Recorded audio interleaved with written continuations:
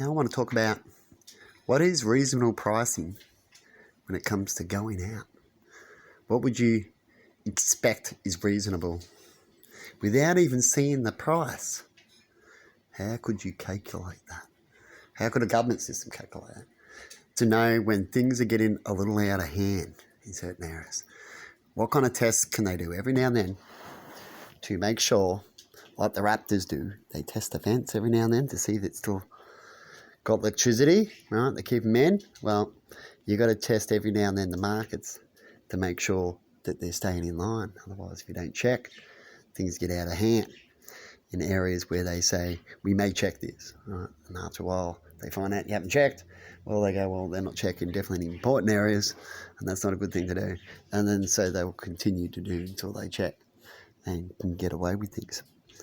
So how could you let a system know that you will do checks and do checks every now and then without being too costly? With a team when it comes to these areas. So when it comes to the food area, how could you find out a quick reasonable cost on things? So here's a quick test. I can have a little team.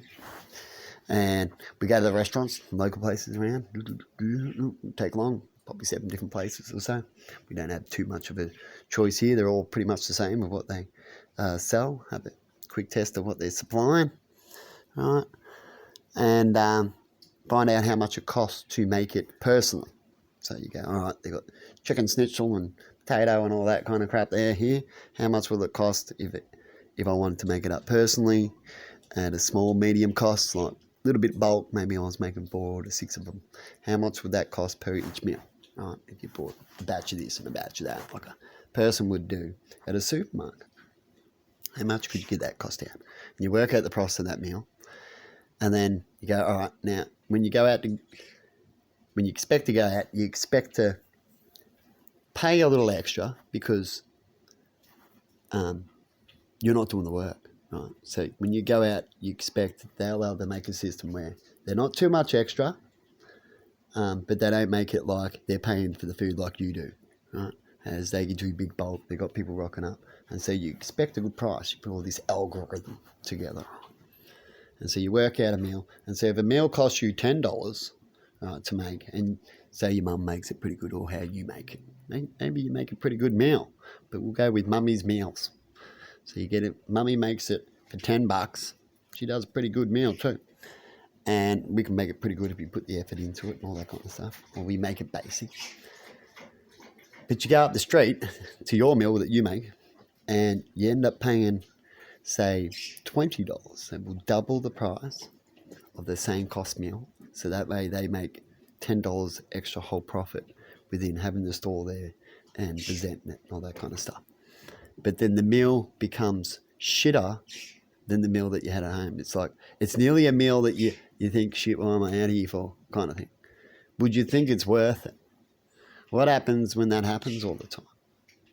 People only go out in the end just to socialise, and to get a good meal becomes very expensive.